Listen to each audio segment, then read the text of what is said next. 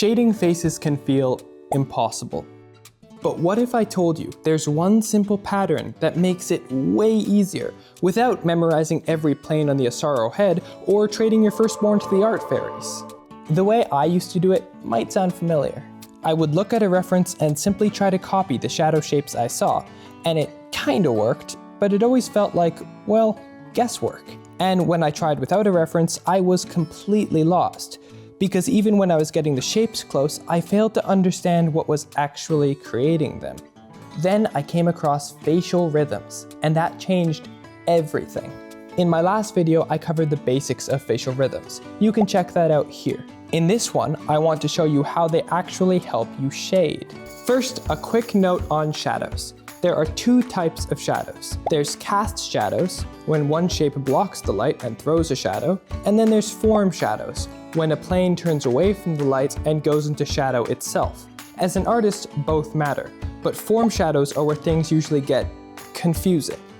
Let's take a look at this reference. The cast shadows are pretty easy to spot, like the shadow from the nose and under the lip. Okay, but what about all the rest? Those are all form shadows. See, the face isn't a flat piece of paper. It's made up of many connected three-dimensional forms. I thought you said I didn't have to memorize all that. You don't. In fact, if you learn the facial rhythms I showed you in my last video, you're already halfway there. You're telling me that this will get me to this?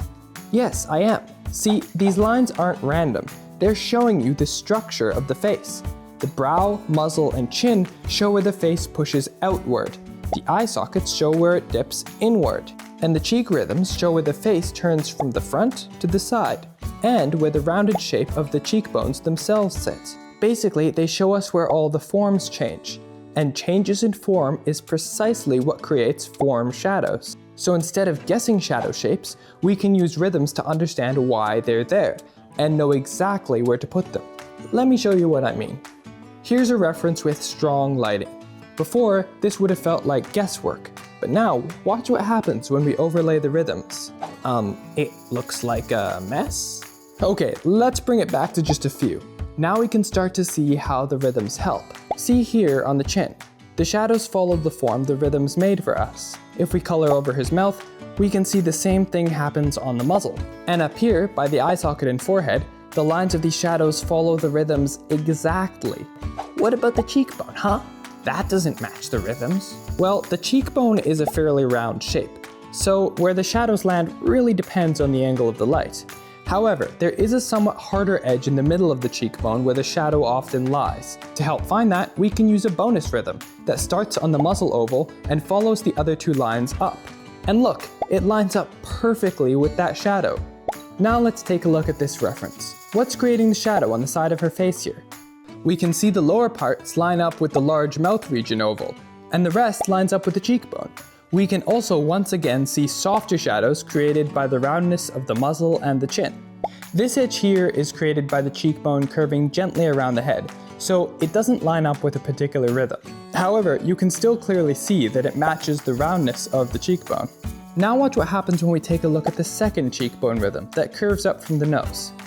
Even though they're both in the light, the area inside that rhythm is significantly brighter than the area outside, because this is the top of the cheekbones, where it faces upward toward the light. Okay, let's take a look at one more reference. On this one, the light is coming from beside him, not from above like before, but the principles are the same. The light on the side of his face is catching along the cheekbone, mask, and forehead rhythms just like before. And just like before, we can see it wrapping around the chin and muzzle, just on a different angle. Hey, this is actually starting to feel doable. How can I practice finding these shadows? Well, here's what I did that improved my skills. Find a reference with harsh shadows and start by simply drawing the basic rhythms, keeping them light. Once you've done that, start adding in the shadows, figuring out which rhythms you can follow. Don't try to get every intricate shape or change in darkness, just the big basic shadow shapes. I also recommend that when practicing these at first, ignore complex features like the mouth and eyes. Your practices might look a little bit creepy, but it makes learning the basic forms a lot easier. Once you finish that, do it again, and again, and again, and again, and you get the idea. With a bit of practice, you'll be amazed at how much depth you'll be able to add to your portraits. simply by understanding the rhythms behind the shadows. If you have any other thoughts or questions, I would love to hear from you in the comments. But for now, the best advice I can give you is stop watching YouTube and go practice. So have fun, and I will see you next time.